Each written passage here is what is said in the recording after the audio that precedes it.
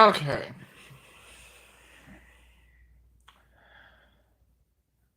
The last time I did one of these Dear Diaries, I just had a lot of things I had to get off my chest. Have been adopted for 27, 28 years now.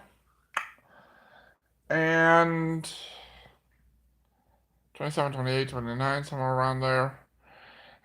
And I don't know. I don't know how to feel about that.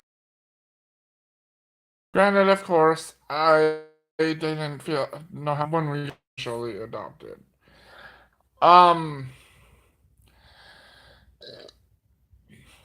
I'm going to tell you my story, my adoption story. It all started when I was born, obviously. Um, Fetal hydantoid syndrome, not to get confused with fetal alcohol syndrome. Um, there's a lot of other things that I don't want to go into. Um, that attribute to if the kid has mental disabilities, physical disabilities, or both. Luckily for me, I only had the mental disabilities. Um, but neither here nor there on that. I will go into detail on how this adoption happened. So bear in mind, I was a part of the DCFS casework, not like the workers. I was a case. What does a case usually mean? Well, depending on what you're talking about. Um, when you're a part of the DCFS, if you're a part of the DCFS and you are the kid being put into foster care, me, it just depends on like how you view it. For me, I understood back then what I know now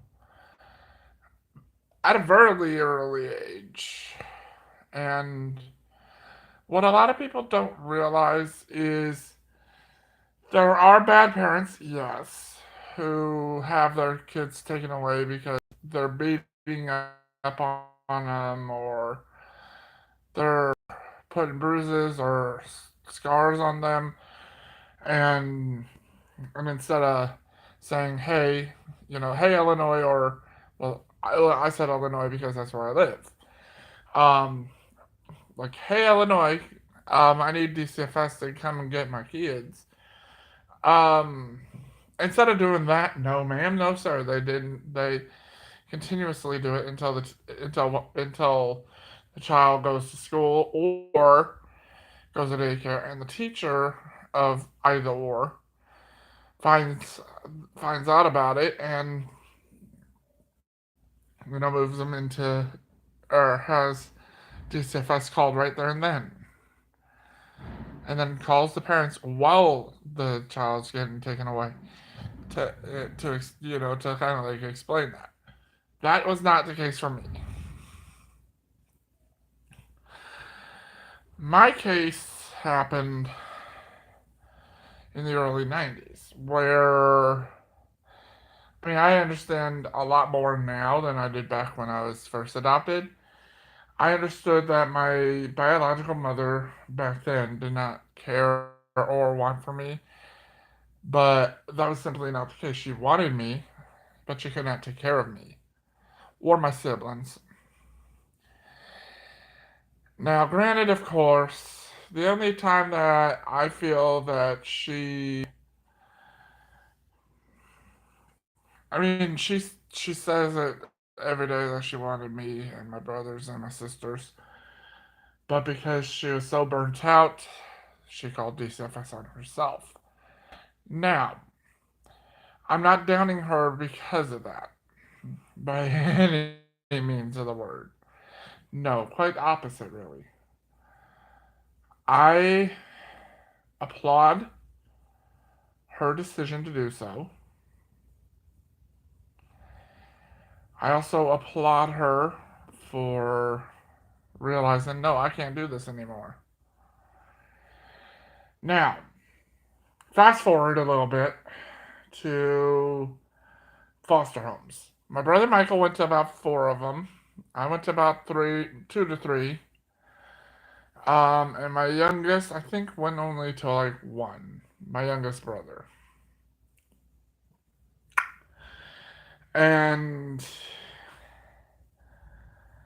my brother and I, my younger Michael and I, went to the same foster home.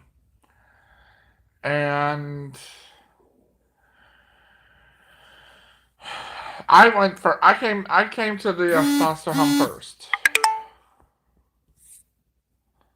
You guys, hold on.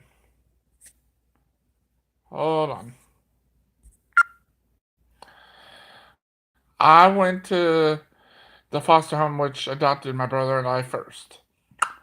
Bear in mind, I didn't really know how to feel about her, the person that was ultimately going to adopt Michael and I.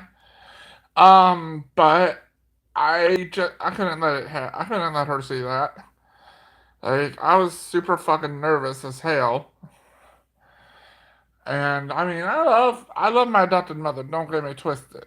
But back then I was nervous, and I just didn't know how to feel about her because she made me feel a certain type of way at the very beginning. That is not to sit here and say that I am not happy that you adopted me and my brother.